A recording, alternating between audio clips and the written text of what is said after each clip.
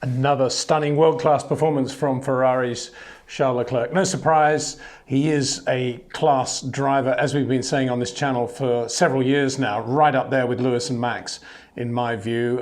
All different, those three, but all come under the heading of great drivers with that extra ability, because of the suppleness of their inputs, to be able to massage the car in all situations, facing all the different variables that come up over a Grand Prix weekend. Christian Horner was saying yesterday that he felt that the Ferrari bouncing going into turns 9 and 10, the quickest part of the circuit, which was formerly DRS on Friday, but they removed that Friday night, would perhaps be a problem for Ferrari in terms of their time management for the race.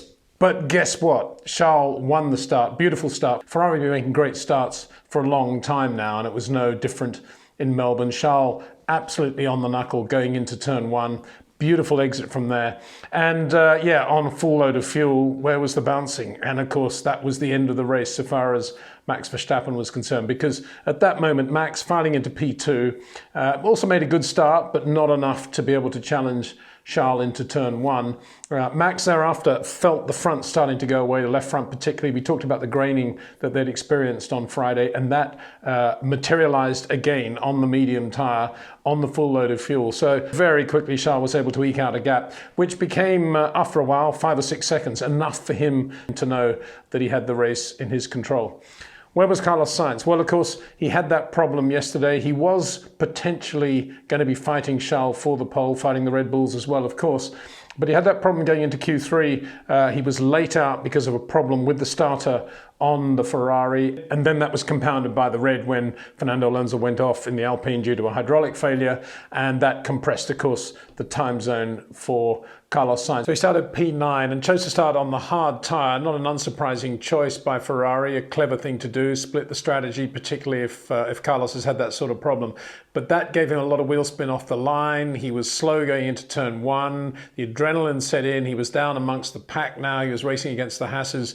And on the second lap, the beginning of the second lap, going to 9:10, had a big moment on the grass. And at that moment, you would think this Carlos Sainz that I've been talking about, how good he looked in the car when everything was harmonious, and how supple his inputs too are starting to look in the Ferrari, and how much he's developed as a driver. But on the grass, with the adrenaline pumping, I think there was a little bit of the old Carlos Sainz family instinct here that, yeah, I'm on the grass, I can handle this, but you're not your father, Carlos. And he just gave it too much steering, too much throttle, tried to be too quick, get back on the track with too much load on the car, on the grass. And I'm only saying that because that does come under the heading of finesse and car control, even when you're doing a spin turn, even when you're on the grass. And he lost it on the grass, and then that was it, on the gravel trap on the outside. And this needs to be seen in the context, several laps later, of Kevin Magnussen doing exactly the same thing in the Haas, but perfectly gathering the moment, just finding the right amount of throttle, just finding the right amount of steering to be able to get the car back on the track without any harm, admitting that it was my bad, let's get on with the race. And of course, that's what could have happened with Carlos. And I say all that because it was a really, really good race car in Melbourne, the Ferrari F1 75. And with that car, potentially Carlos could have been third. I think he would have beaten the Mercedes. Whether he would have beaten Sergio Perez, another matter from where he was on the grid, but potentially he might have done that as well, given the odd break or two with safety cars. And we should say here that Sergio Perez did finish second. We'll get on to why. But he had an interesting race because he didn't get the best from the virtual safety or safety cars at any given moment, and did the most passing on track, well, the most spectacular passing anyway. He was the driver that if you had said, these are the new 2022 Formula One cars, it's much easier to overtake in Formula One now. He's the driver you would say from this race, yeah, look, see what we produced. On the other side of the coin, there were several drivers in the midfield, Valtteri Bottas being a very good example, choosing to run a slightly smaller rear wing than he needed to do a great qualifying lap, but hoping to be able to use that to his advantage in the race for passing. And he just couldn't get past anyone. So if you looked at Bottas, just freeze frame Bottas in this race, you'd say, well, what are the new regulations all about? But anyway, again, that's another story. Max Verstappen, very quickly on, I think, given all the variables that might come into play, putting those to one side, was thinking, yeah, this is a race to finish P2. We don't have the car right yet. We got too much top speed. We don't have enough grip and balance. As we've been saying yesterday. They don't have a big enough window to be able to balance the car in different situations, fuel load, different tyres, changing track conditions, and so forth. So his became a race of P2, as near as he could get to Charles at any given moment, but knowing that he was not really ever going to be in a position to challenge him, falling away gradually whenever they were on a free bit of road. But that all ended after 20 laps when Max, going into turn one, smelt something strange in the car and very quickly just pulled off the side of the circuit. Obviously something wrong. A fire broke out at the back of the car. Christian Horner was saying after the race that he didn't think it was power unit related. And it was interesting, given the reality of not knowing what the cause is as I speak here, and they won't probably know till they get back to the factory, that nonetheless, when Sergio intelligently got onto the radio a couple of laps later and said, what's the problems with Max, which is something the other guy always wants to know in case he needs to do anything to massage the car, the response came back immediately, don't worry about Max, it's not going to affect your car, get on with the race, basically. Which, given that they don't really know what happened to Max's car, I thought was quite an interesting response, because Christian was saying after the race, well, potentially maybe it was something in the fuel system, and if that's the case, I suppose they could see from the telemetry that the fuel system on Sergio's car was okay, but then it was on Max's as well. Anyway, that was an interesting response. And I think when an engineer says something like that, he's always playing with fire a little bit because, excuse the pun, because, something could go wrong. Anyway, it didn't. And Sergio finished a very good second. Great pass around Lewis Hamilton going into the turn 9-10 section around the outside. I mean, this is something that Lewis doesn't enjoy having to live with at all. And so here, let's talk about Lewis Hamilton, because for me, Charles was absolutely brilliant. Pole position, controlled the race, set fastest lap. And we're going to get on to the fastest lap in a minute, because I don't want to get too all over the place here. But Lewis Hamilton into the first corner, just sublime.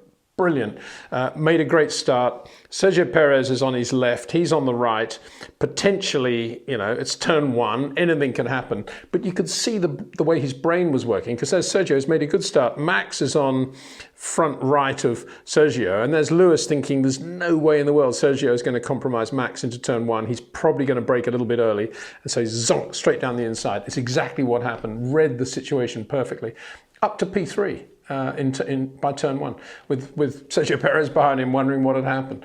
Admittedly, Sergio then didn't find it that difficult to get into a DRS zone with Lewis and to do the pass. But this was Lewis Hamilton, the GP2 driver from ART, still reading his opposition so well and incredibly aggressive in traffic. I say aggressive, he was just perfectly aggressive in traffic. Drove really, really well. And I think at that stage of the race, or certainly I did, I thought, well, I think the Mercedes is a better car than it was in Saudi Arabia or in Bahrain. And they have made a bit of progress in the variables that come with a race situation and the way Lewis Hamilton drives. And to some extent, George Russell as well, although he's a little bit more circumspect on the opening lap, fair enough. But you could say it is not that bad a car, certainly better than the McLaren in race conditions and the way Lewis was driving it. Lewis's race thereafter was compromised by getting the wrong end of the virtual safety car and safety car conditions. George managed to get past him in that situation and then had a really good battle with Sergio Perez as well. Eventually Sergio got him, of course, but they finished third and fourth. Lewis towards the end having to cruise because he had temperatures starting to overheat with the engine. A little bit of a worry again for Mercedes, I guess. In terms of reliability, this season seems to be hurting quite a lot of teams early on. But third and fourth, you've got to say Mercedes making progress, which has got to be a major positive. The only other thing is whether or not George's taking a couple of points from Lewis today will inevitably come back into discussion later in the year if Mercedes do get to the point where they can take the championship to Red Bull or Ferrari because we have to remember that Lewis very vehemently wanted to keep Valtteri in that other car. And if Valtteri had been at Mercedes today, would he have finished P3 ahead of Lewis? Would he have? I doubt it, actually. I think George is a better racer and quicker, and therefore I think Lewis probably would have been third today had it been the way he wanted the team constituted. But it didn't, and it wasn't. And after the race, Lewis was pretty relaxed and gracious about it all, and congratulatory towards George, as he should be. And George, I think, played a very important role in the way Mercedes were able to benefit today. There was a moment when they got on the radio to George saying, don't be too aggressive in your defence with Sergio behind you, because finishing the race and managing the tyres is more important. And George did a George and said, well, that's not what I wanted to hear.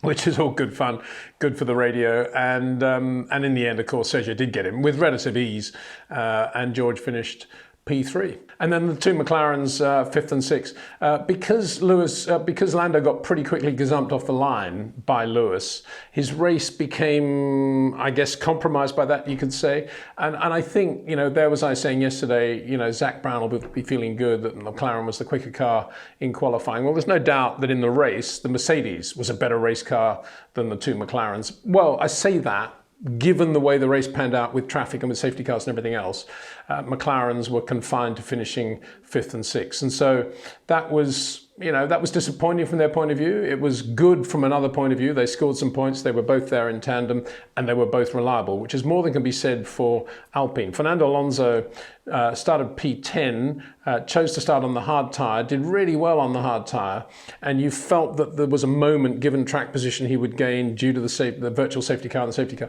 that would parlay into a decent result. But once he got onto the medium, he kind of went backwards and then went into a very slow pace at the end of the race, some mechanical drama on the car.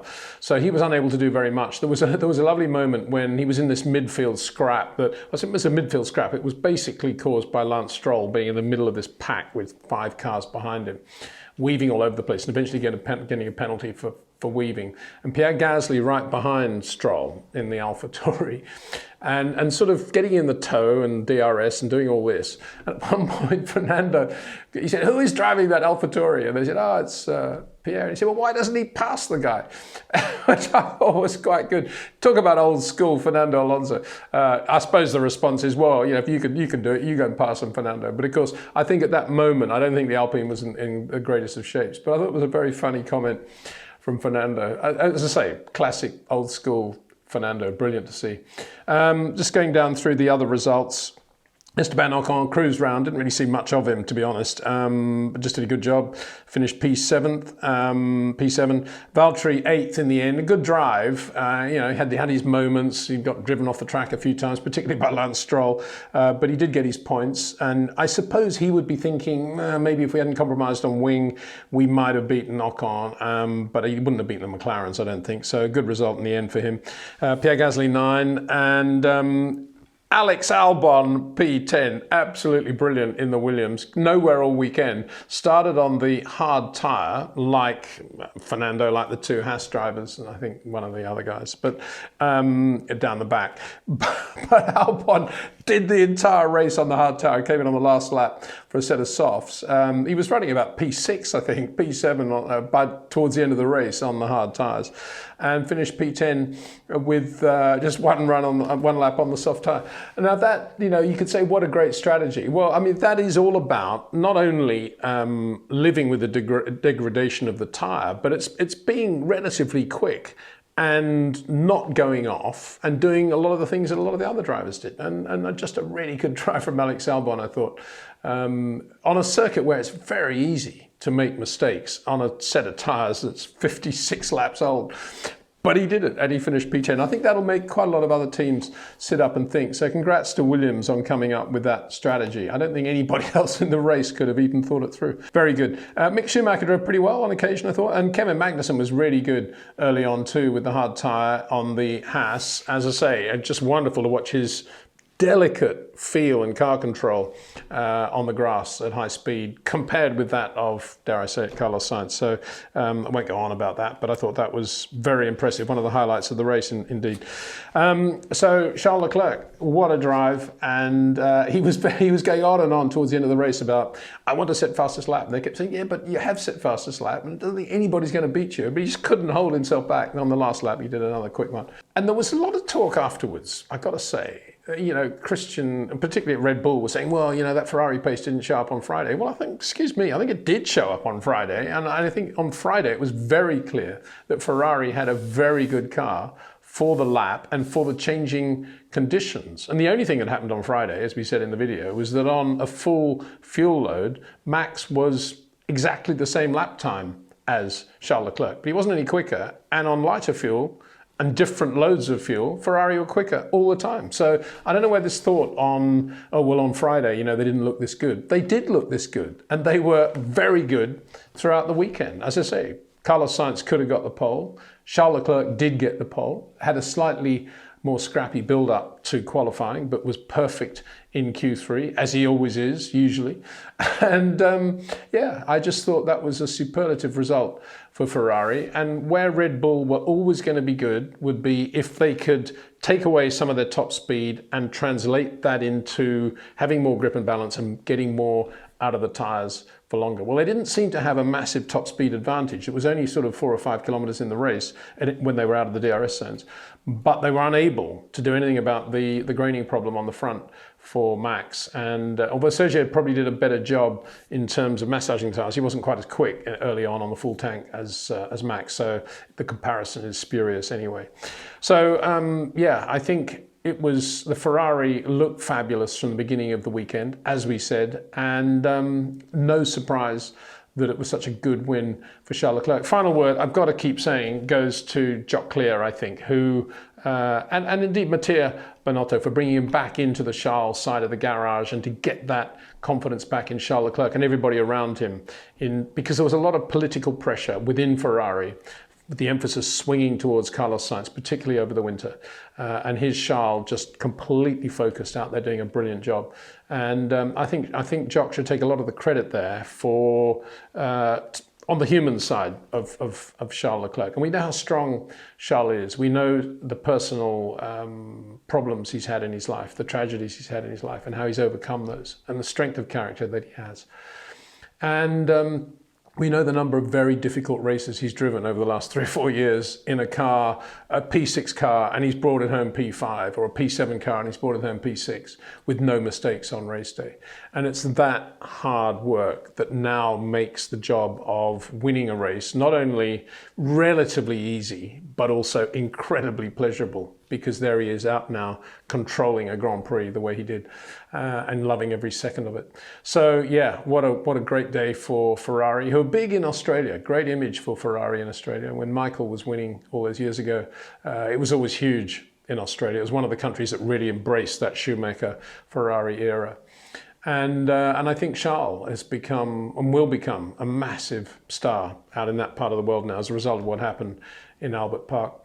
So yeah, a great race. It wasn't a great race. And what am I saying? It wasn't a great race in terms of lots of overtaking, which is what the fans want, which is why we have this new set of regulations. If you could take a 30,000 foot view now of the new regulations and say, well, what they've given us is a Ferrari winning a Grand Prix again, winning potentially a World Championship again, which cannot be bad for Formula One. It's kind of kept Red Bull where they were, taken them back a little bit, but it's really hurt Mercedes and hasn't really, if you take a circuit like Albert Park, hasn't really changed things in terms of overtaking either.